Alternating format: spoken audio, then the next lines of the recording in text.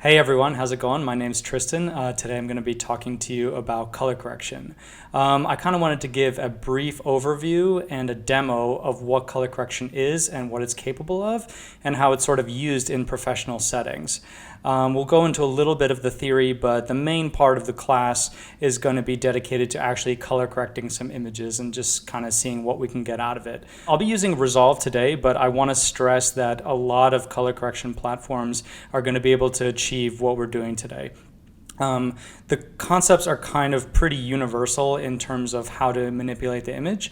Obviously, Resolve is going to have some bells and whistles that other programs don't have, but any professional color correction program will be able to achieve what you're doing, right? So we'll cover stuff that you can use in Adobe Premiere, if you're using Final Cut, obviously Resolve because we'll be using that today, but also Baselight and other systems like that. So a little bit of background about me before we get started. I have been working as primarily a commercial colorist in New York City, freelance for the past dozen or so years. I actually approached post-production and color correction through editing at first. I learned on Avid and Final Cut Pro before it got turned into Final Cut Pro X. And if you guys remember, Final Cut used to have this thing called Apple Color before it was sort of aborted by Apple, which was right around the time that DaVinci Resolve first became really feasible for the type of work that I was doing at that point, and certainly for a freelance budget, you know. So I started learning on that. And actually, over the years, I've gotten a bit closer to Blackmagic Design. I've gotten certified through their color correction program, and I actually went with them to NAB to help them demo some recent features of one of the new Resolves. I currently teach a class in color correction at SVA, which is the School of Visual Arts in New York City. I do the fall semester there.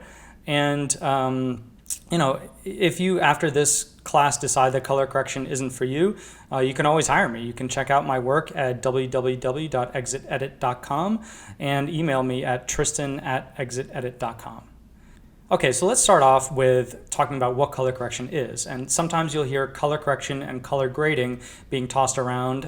They're basically synonymous terms in my world. Sometimes people talk about putting a grade on something as like a kind of deliberate look, whereas color correction is literally just that, correcting maybe aberrant things that weren't there in the shot, or just kind of getting it kind of closer to a nice healthy contrast and saturation ratio, maybe what it actually looked like during time of shooting, right? So the color correction is really multifold. The first function of me as a colorist is I want to fix and balance images. I want to create consistency across the video piece over time, right? So this might happen normally, right? Like if you're shooting outside, you're beholden to the sun, right? And the sun's light is changing throughout the day, so you want to kind of mediate for that. If you shoot all of one angle for one part of the day and all of the other angle the next part of the day when it's much darker, well, you have to use concepts in color correction to kind of get those to be kind of closer together, right?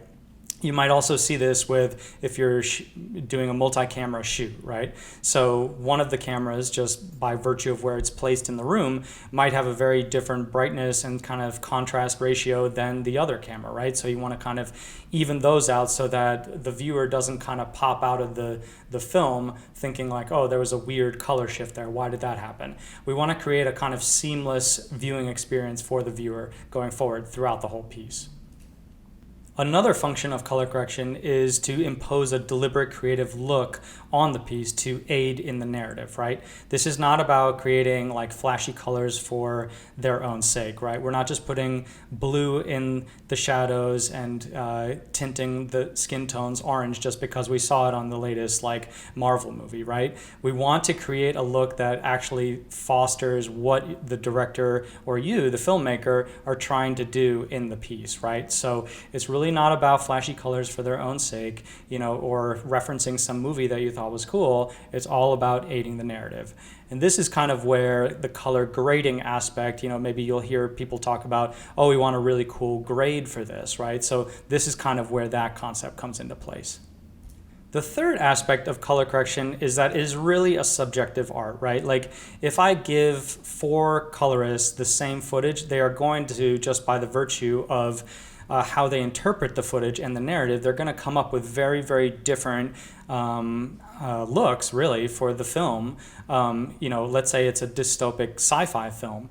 One colorist might choose to desaturate the colors. Another colorist might choose to use a lot of vignettes to create a sense of like claustrophobia. Another colorist might choose to just go super blue with it, right? So these are not hard and fixed things. There's also not one correct answer, right? This is a subjective art. And it's all just about feeding the director's vision in what they kind of see for the piece, right? So just keep that in mind. Okay, so with that in mind, I'll talk about what color correction is and isn't, right? Like, I would almost call color correction very similar to sweetening the audio during the mix, if you know people that are audio mixers, right?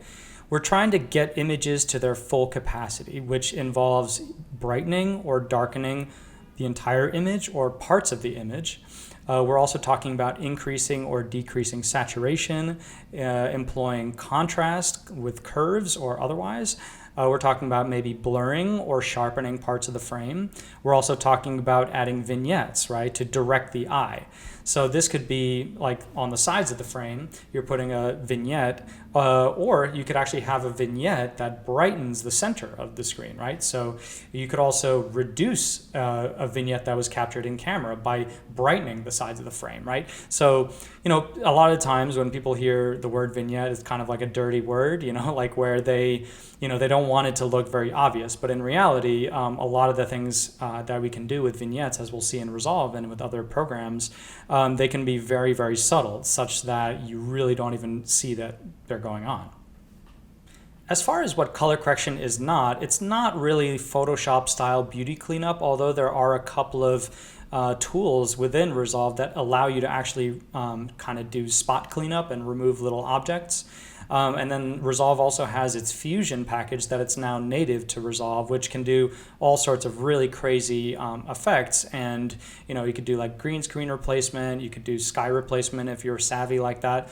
It's a bit outside of the purview of this class, but that is kind of something that's kind of coming into color correction more and more now. But as far as like strictly what is considered color correction and color grading, it doesn't really encompass that. Color correction also doesn't really involve complex motion graphics like the kinds that you would create in After Effects, right? Like usually we kind of work with graphic elements in the context of readability, but we're not really creating those graphics as such within the colorist space. All right, with that being said, let's just go over some really, really basic stuff with color theory, right? In video world, we use the RGB, red, green, and blue system, as opposed to the CMYK system, which is found in print, right? This is kind of ubiquitous, whether you're talking about computer monitoring, projectors, phones, or like stage lighting, right? We use a 3 primary system. When you combine either of those primaries, red, green, and blue, if you combine all 3 of them, you get white. And if you combine 2 of them, so if you combine red and green, you get yellow. If you combine red and blue, you get magenta. And if you get green and blue, you get cyan, right? And we'll see that on our color wheel. That's basically the main kind of thrust of what we're talking about. And that's the kind of color system that we're working within. Now, the holy trinity of color, as I call it, are the 3 qualities of color, right? You have hue, saturation, and luminance. And this is going to come up later, so just remember this, right? Like the hue is what we commonly refer to as color, right? It's the value of color, right? Is it a blue color? Is it a red color, right? That's the hue. The saturation of a color is how intense that color is, right? So if a color is less saturated, it's closer to a grayscale value. If it's hypersaturated, it's very blue or very red, right?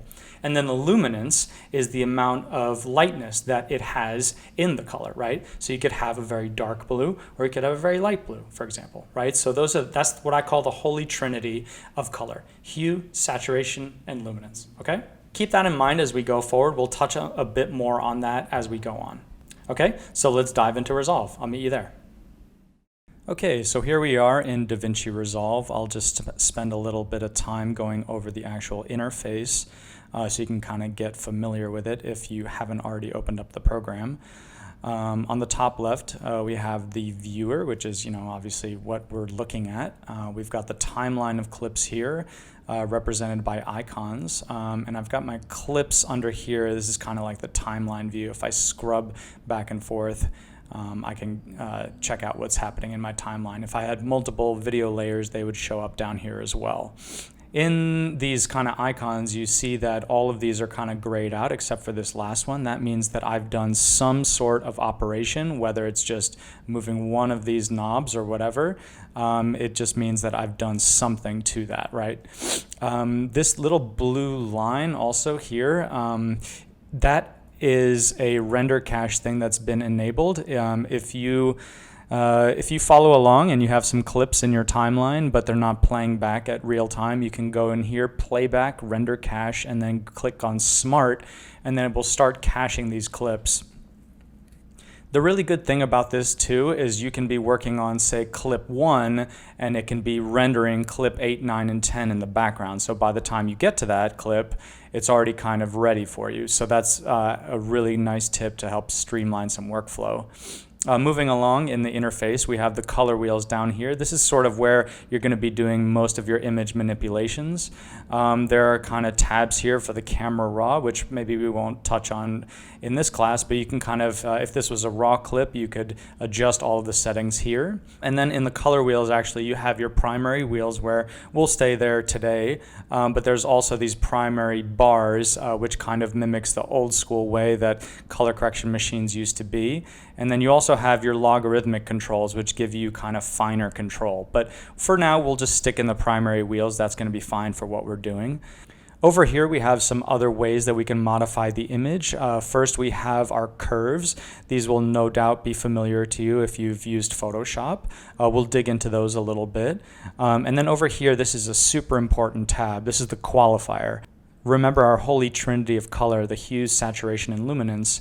Those are our three aspects of color. This will help us to separate small, minute values inside the frame so that we can just modify, let's say, the green of the trees and nothing else. So we'll look into that as well.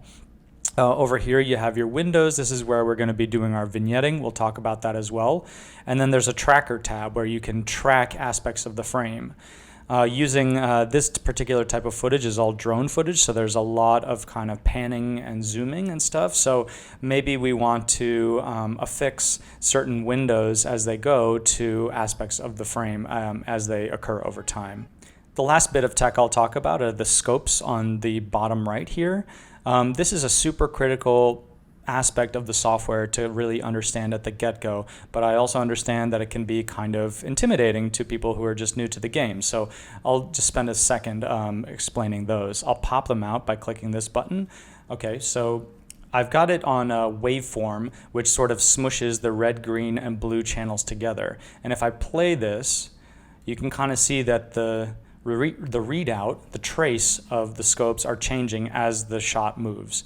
Now what this corresponds to is the left of the image and the right of the image correspond to the left and the right of the image as we see it, right? So that's pretty simple.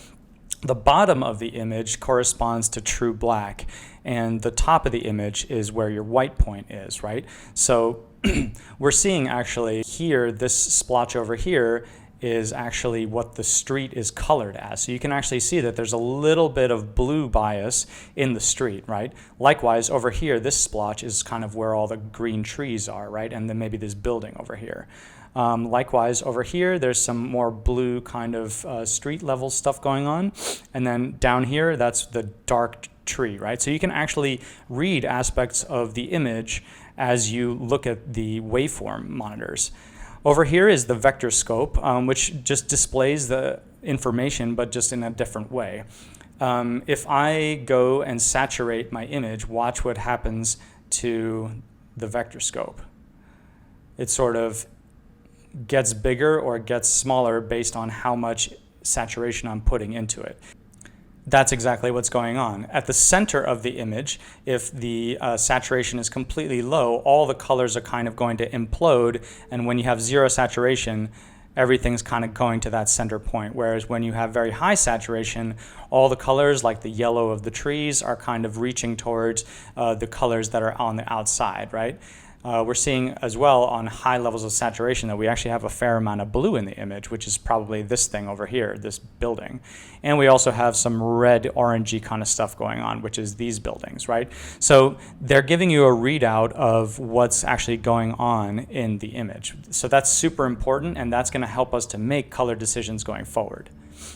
Okay, so I'm going to actually close these back out, and I can click the vector scopes over here. This is kind of like a little compressed view. I can click on the waveform, which is this kind of smushed view. The parade is the 3 channels broken out. And then the vector scope shows that kind of radial color information going on, right? So this will be really useful for us because basically what happens is that your eyes get really used to images really quickly. And if you don't grade fast enough, you will actually start to sort of lose your perspective on, let's say, what color this street is, right? So the scopes kind of keep you honest, right? They're a scientific way of helping you to make color decisions. At the end of the day, though, it is a creative kind of thing, and you want to rely on your creative aesthetic side more than the tech, but you know, the tech is there for a reason as well. So I'm going to just kind of go over how I approach an image. There's a kind of couple of ways that I can go about it. If I'm given, let's say, this first shot, first what I'll want to do is just get a basic contrast level going, right? So as I'm looking at this image, and this is kind of the brightest I can be, I'm sorry about that. As I'm kind of looking at this image, I'm seeing that there's not really a defined level of black. I'm seeing that the lowest that these things are going is maybe at this 128 or maybe just a little bit below that. And I do want to have some sort of black registering, right? Like I want the bus here to be probably black. There's some windows here that probably should be black, and they're kind of reading as gray right now. And likewise, I want to make sure that there's a white point as well, which I'm not really seeing. The whitest part of the image is over here, which is maybe a third of the way in the image, and I'm guessing that that's the sky, which is, you know, usually the brightest point in something. So what I'm going to do is I have a control surface connected, but you can follow along.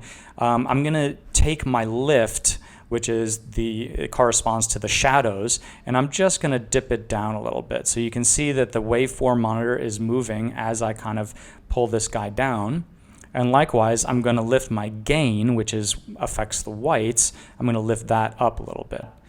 So already just doing that, if I toggle what I just did, I've already put a lot of contrast into the image, right? Which is already looking a lot better than when it came out of the camera. This is just kind of a 3-second grade, but you know, I still haven't touched the gamma control, which corresponds to the midtones of the image. So maybe I want to lift those up a little bit. Maybe if we're going for a really poppy kind of commercial vibe. And as I'm doing that, I'm also compensating for what I'm doing in the lift regions, right? So I'm kind of lifting the gamma and crushing the lift again a little bit, right? So here's where we started, and here's where we're at now. Now I'm looking, and maybe the shadows are a bit too crunchy, so I'm going to lift them up a little bit. I'm seeing, you know, in these back parts of the image over here that maybe it's a little too crunchy, so I'm just going to lift those up. Now that's usually where I start, right? I'm not even really paying attention to the colors as they are. I'm just kind of getting my contrast level right. Now what I want to maybe do also, like this image feels pretty neutral, but let's say I had kind of like a yellow color cast, then I'm going to look at the image and be like, okay, what color is present too much that should sort of be removed, right? So if we go back to our scopes, we're seeing that the red channel is a little bit raised, right? And maybe we want to even that out, right? So I'm seeing that there's a little bit of red in the sort of middle part of the image, right? So that's going to make me want to take the gamma and pull it away from red. So let's try that. Let's see where that gets us.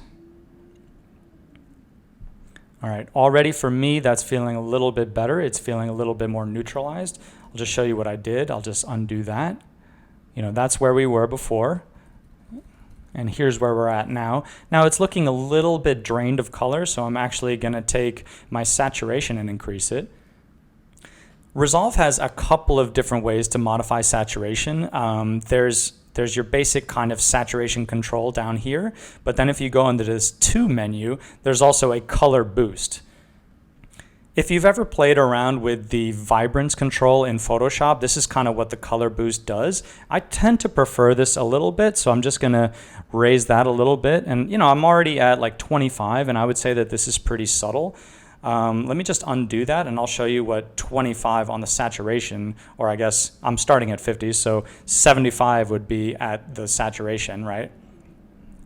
I feel like it gets a little garish really quickly, right? But the color boost itself is a little bit more subtle. Like I'm raising it now, and it's sort of it's not getting too crazy too quick. I mean, it can get crazy, but this to me is looking like a pretty good image already, right? I think I'm going to still brighten up the image as it is, so I'm just going to brighten that, brighten that, brighten that. And I think we're still a little crushed in the shadow region. So I'm going to lift those up, but maybe now we're getting too bright. So I'm going to compensate with the gain control.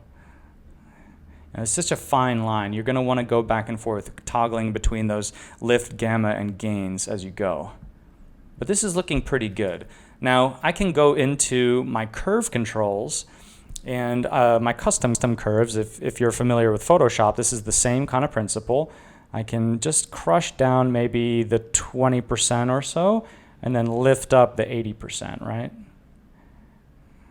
So you can see kind of what I'm doing there as I negate it out and then kind of crush it a little bit. This gives you a bit more of a ballsy kind of contrasty look, which might be nice for this kind of material, right? And then if I just kind of play it, that's looking pretty good. I feel like I am getting a little bit of moiré on my monitor with this building back here on the right. So we could address that in a couple ways. Maybe this is a good opportunity to go into like these windows and secondaries. So what I'm going to do is I'm going to right click on my first node and I'm going to say add node, add serial, right? Now this gives me basically another layer.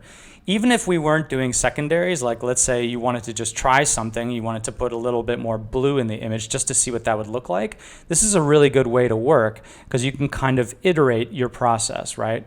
And maybe that's feeling a little bit too much to me, so I kind of desaturate it, right?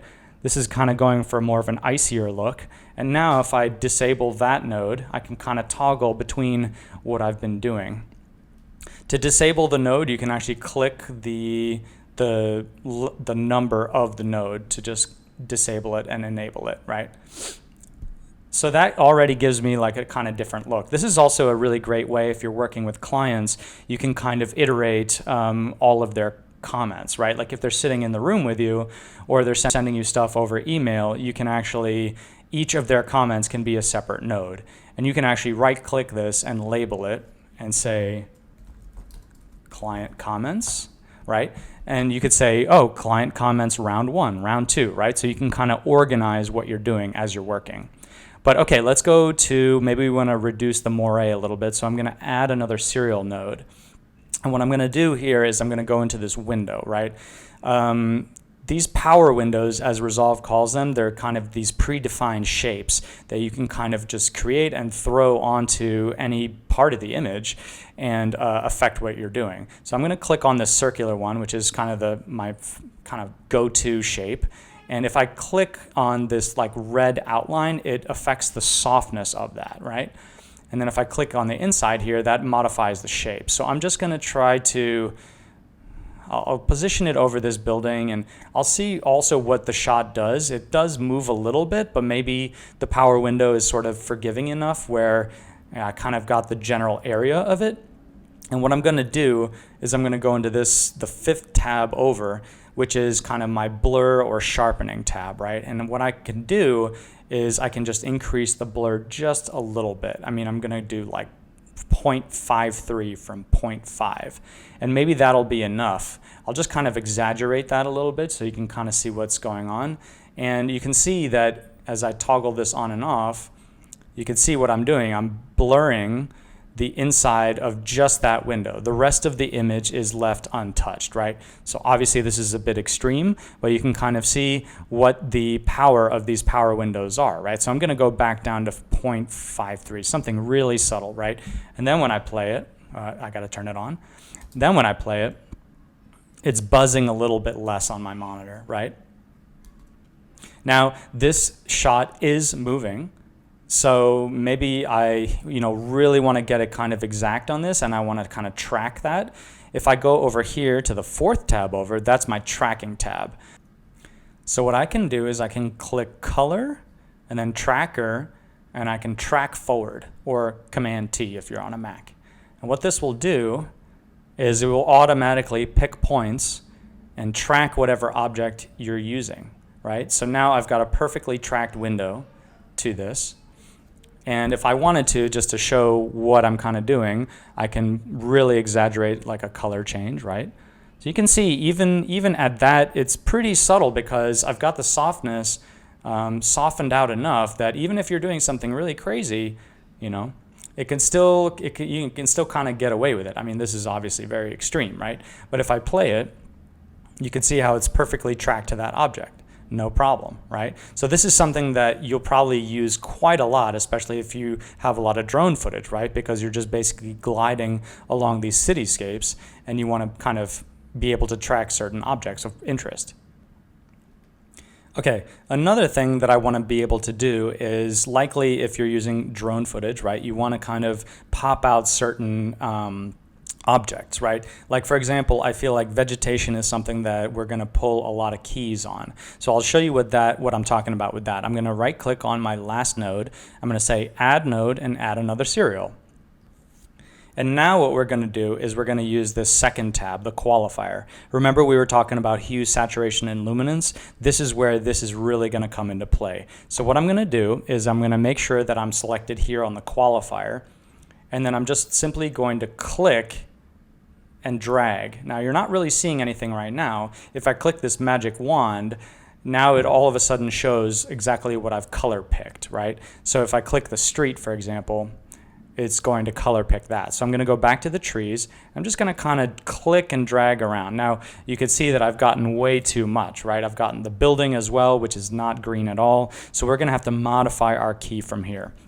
Now, if I first just take a step back and think about, okay, what is the sort of common element, like in terms of the color of the trees, what are the qualities of the hue, saturation, and luminance that separate it from, say, the building, right?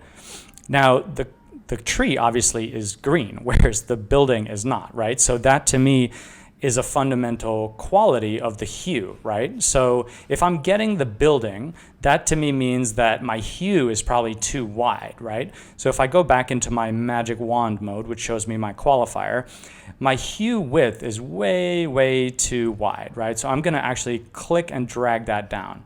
And already you can start to see how the values of the trees are starting to disappear, right?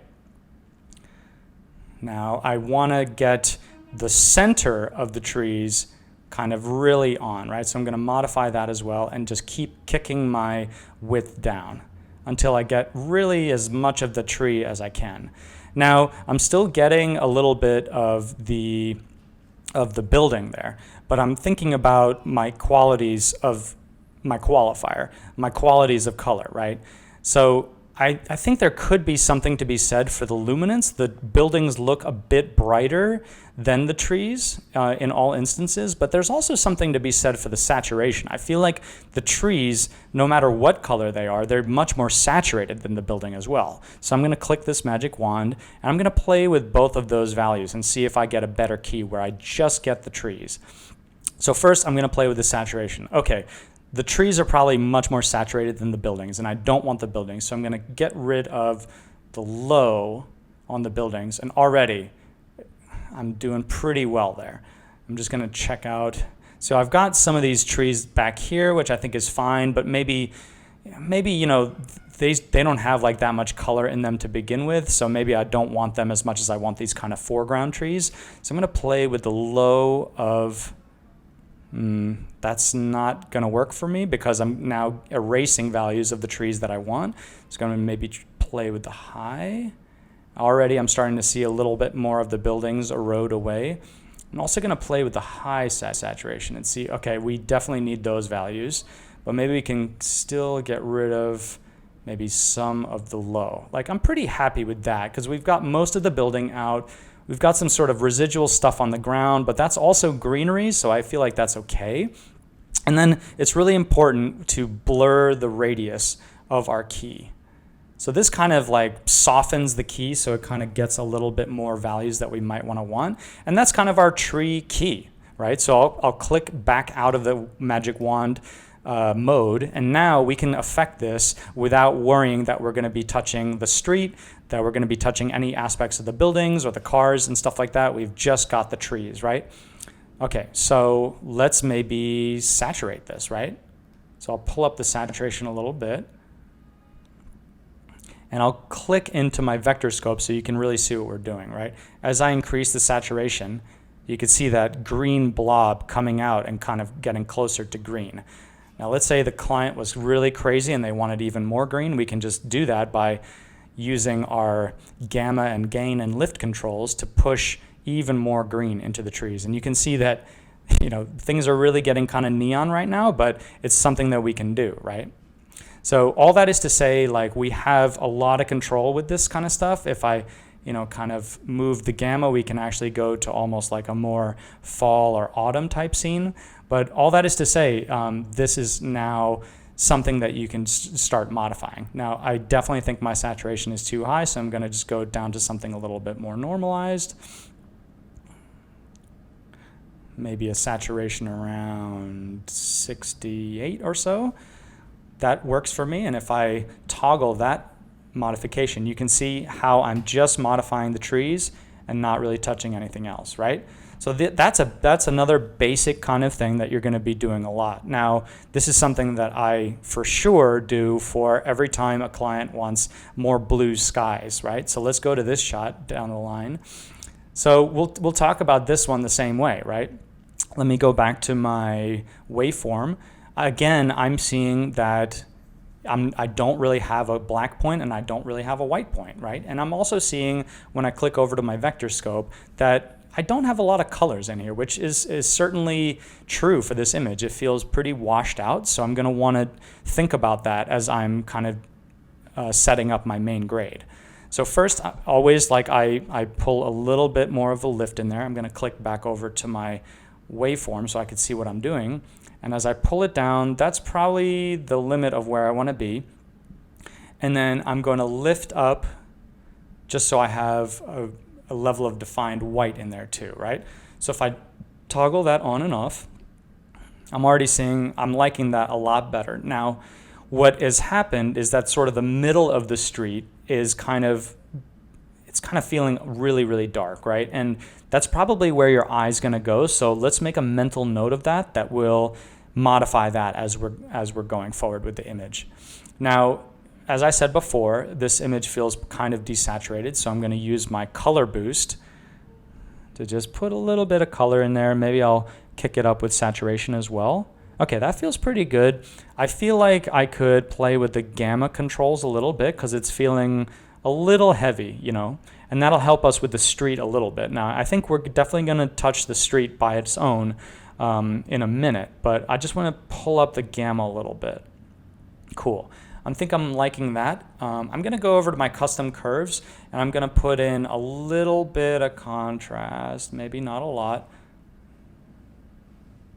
Yeah, that's feeling good, and maybe a little bit more saturation, right? I'm kind of just feeling the image as I kind of go along. You know, there's no real like set kind of path. As you can see, I kind of jump around between the lift, gamma, gain, and then the saturation, and then I might put in some kind of custom curves. So you're going to find yourself jumping around quite a bit to the various controls as the image sort of reacts to what you're doing. Okay, so now I definitely want to put a little bit more color in the blue skies. The reason I don't kind of saturate the entire image is already I'm kind of seeing this building down here. It feels pretty red. I don't want to really go that much more red with it. And likewise, the green trees, I feel like that they're already doing pretty well. It just feels that just the sky itself just feels a little bit washed out, and I want to put a little bit more blue in there. So what I'm going to do, again, right-click on our first node. I'm going to say Add Node, Add Serial.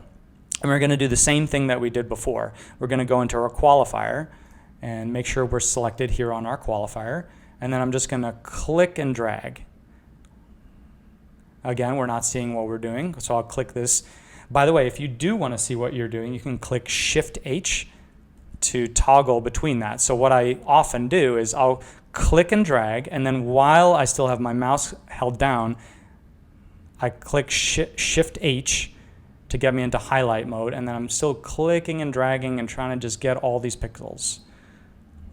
Right? The better you can kind of get this, the more the easier your life is going to be later on down the road as you're modifying your keys. So that's probably a good starting point. Now I definitely want to get these values up here, and I definitely want to get this stuff down here. I can tell you just from experience with just doing a lot of keys, this is going to be a hue width thing.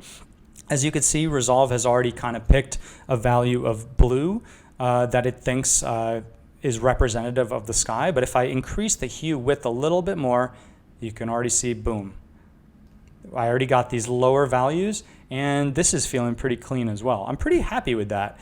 I'm going to blur the radius. But now what I want to do is I want to make sure that I don't get this building. What's happening here is that the sky and the sunlight is actually bouncing off this building as a reflective surface. You can kind of see that, okay, it's not really a blue sky type vibe. Like, I don't really want those values. So I'm going to try to get those out. Now, I think that this sky is much brighter than what value this is down here. So that to me cues me in that I want to probably start playing around with the luminance value. So I'm going to see if I kick up the low. Yep, that pretty much does it. Cool. And then, I've got this little bit down here, but I'm not honestly like super concerned with that. It's a window, like maybe if it gets a little bit more saturated, it's not the end of the world, But if your client was really insistent, you can go in here and use a power window. Now, we saw this before where we were adding blur and a little bit of warmth to a section of the building. But what you can actually do is it can help you to clean up your keys. So I'm going to click on the circle, my go-to shape, and then I'm just going to kind of widen it out much like that. And so now if I toggle it on and off, you can see that all I'm doing is I'm choking out that kind of window, right? And if I take a look at, the shot kind of just chills there. It's not really going to, it's not panning or tilting too crazily. So I don't even need to track this, But this is feeling pretty good. Now, I'm going to just go to my off levels just so I can see just the sky. And now what we have just the sky separated out, right? And what we wanted to do is we wanted to make it a little bit more blue, right? So we have a couple of options. We can either put blue into the gain or the gamma, because probably your sky is going to be in the upper range, right? So your gain is going to be closer to the highlight area of that. Or we can just simply increase the saturation. So let's try both. Let's increase the saturation a little bit. So I'm just putting a little bit more blue, and already I'm kind of liking where that is. Let's also add a little bit of blue through the gain control, and I think I'm liking that even more. Now, again, you could get really, really neon with this really, really quickly. So it's prudent to exercise taste with this because a lot of clients, they want their blue skies, right? But it does start to look fake, especially when there is no blue in it. You just have like this white sky and they want it to be blue. It just starts to look really, really fake really quickly. And so I think I've already kind of gone into this like fake area. So I'm just going to edge down my saturation a little bit, maybe to there, right? And then if I toggle that node, you can kind of see what I've done. What's crazy is that your eyes will start to acclimate to this, and you'll actually start to think that, oh, this kind of looks normal, right? So now that I've put like a bit of blue in there, I'm kind of thinking that the buildings themselves are feeling a little warm overall in relation to the blue, right? It's kind of like a weird optical illusion thing. So what I can do is I can click this. Now what I can do is I can add node, but instead of adding a serial node, I can add an outside node, okay? Check this out. So what it does is it takes the key from the last node and inverts it, right? So if I just go into highlight mode, now you can see it's given me the inverse of what I had. So it basically gave me everything that was not sky, right? Which is the buildings. So that's great. That's exactly what I want. And so now I can modify the buildings without worrying that I'm modifying the sky, right? So maybe overall, I'll just kind of cool the buildings off a little bit. So let me just try to do that. So I'm just moving my gamma and gain at the same time towards the about 7 o'clock, right, range, which is blue.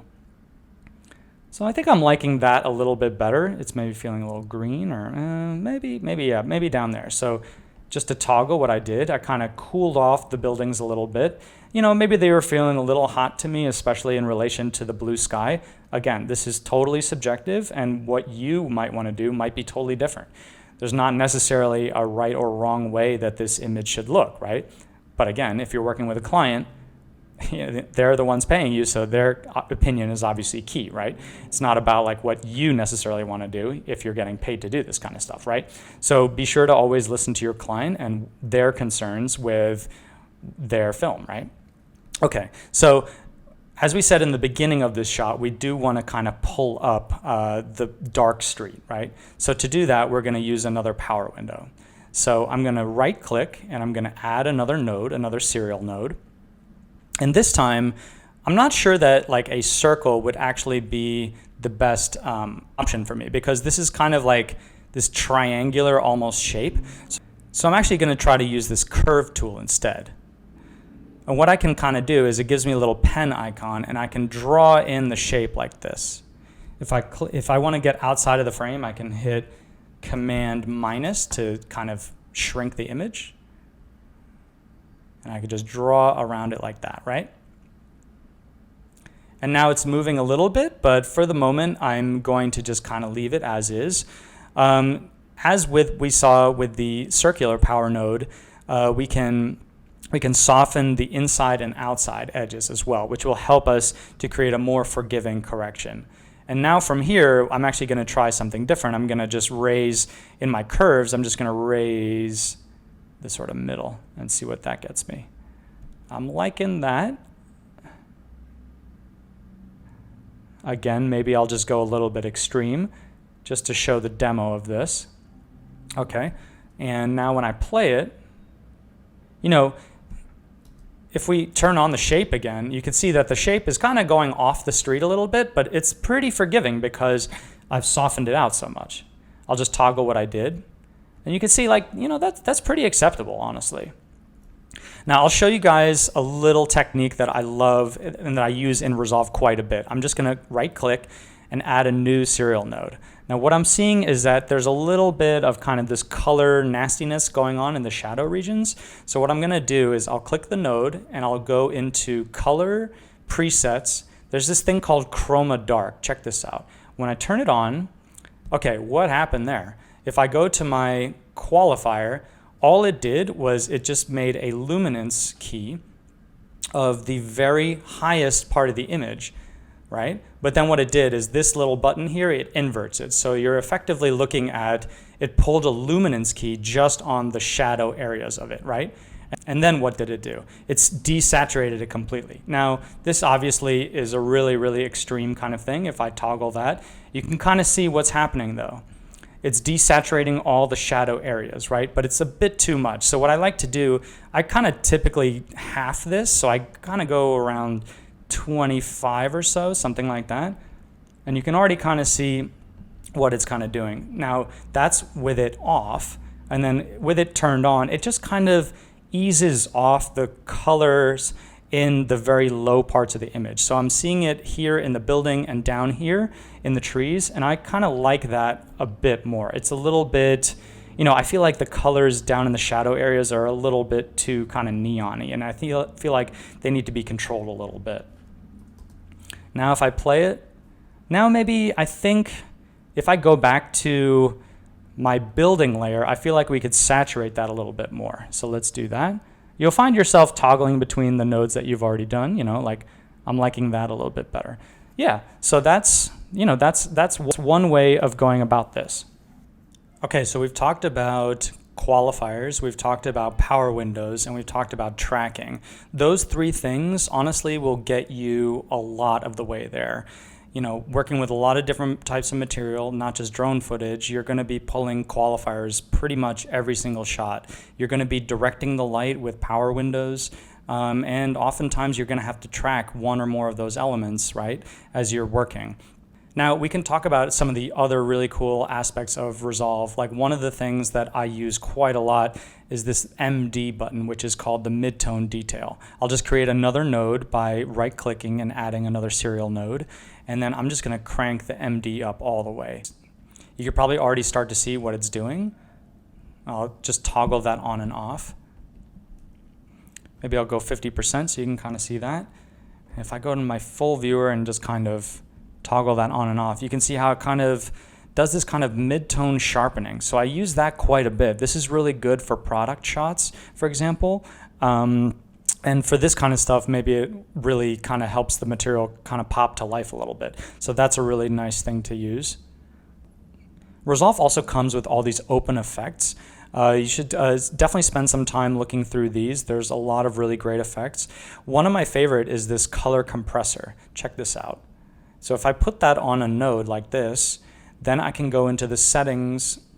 If I click on that, then I can go into the settings. Now, what this does is you can pick a target color, right? So if I click on that, I can click like a value of blue because I'm putting it on the sky, right? And then I can compress the hue, saturation, and luminance to get to that color. So if I go to my vector scope, I'll be able to see this a lot better. If I increase this hue, you can see how the splotch down there, it kind of gets to a more uniform value. Sometimes you're going to want this. You know, if you want to get to a specific product color, or, you know, if a value of, let's say, a white cyc needs to be completely white, this is a really great way to achieve that. So if I increase the hue, you know, I can really start to kind of compress. You can really start to see like what it's doing. And if I choke all the values, then it kind of just gets to this one level.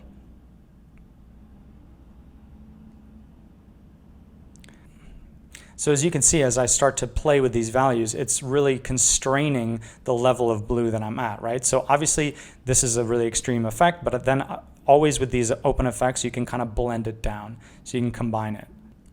Speaking of kind of combining it down, let's say I take this last node that I've done, I add another serial node, right? And then I add just overall warmth, right? So I really like where that's at. Then I send it to my client and they're like, you know what, it's a little warm. Can you literally just chop that in half by 50%, right? That's great because Resolve has a button to do that. Over here, if you click on this key icon, you can actually key output, you can change the gain. So I'm literally just gonna type in 0.5. And what that did is it just halved it, right? So now it's like a 50% opacity happening on that. So that's a really great feature. I end up using that a lot, especially when clients tell me to split the difference. And this will be the last thing I'll show you, the keyframe feature. As many of you might be familiar with After Effects, let's say, you can actually keyframe your color correction, right? So let's just say, for the sake of argument, that this the street brightening that we did earlier, we want to just kind of fade that up as time goes on. So I'm going to go down here to Corrector 4, and I'm going to click this little diamond right next to it. This means whenever I change a value, it's going to insert automatically keyframes along the timeline. So maybe I'll start at the beginning and I'll take my gain all the way down. I want that to be completely off when we start, right? So I'll move that all the way down to 0. And then maybe by the end of the shot, I want that to be full on. So you can see I can actually double click the gain here to just reset it to 1. And now as I play that shot, you can start to see it come up like that, right? I'll actually exaggerate this a little bit more. I'll brighten this much, much more so you can kind of really see the exaggeration of this effect. And now we're seeing the window itself is becoming revealed, so let's soften that out a little bit more. Not that we would go this extreme, but just so you can kind of see it. All right, let's play that shot. And you can see as the keyframes work, it's starting dark and kind of getting progressively lighter. So that's just a couple of things that you can do with this really powerful program. As I said, like a lot of the things that we've talked about here today, like the qualifiers and the windows, they're also available in Premiere for sure, and definitely in whatever color correction program that you choose to use. Resolve is fast becoming the kind of go-to software for this space. So, you know, they have a free version of it, so you can kind of download it and check it out for free. Really, the only limitations in the software, you're going to start to see a bit of a limitations in the open effects. Resolve also has a really, really good noise reduce thing that comes with the paid version. But the paid version, I think, is only like $300, so it's not a crazy lift. They update this software quite a lot, so you'll always only need to pay one time, which is not the case for like the Adobe products, right? You're paying a monthly fee. So in terms of the value that I think Resolve brings, it's an amazing, powerful software that just has so much going for it. I hope you enjoyed this talk. If you want to get in touch, please don't hesitate to email me. I am Tristan at exitedit.com. Enjoy the rest of the festival.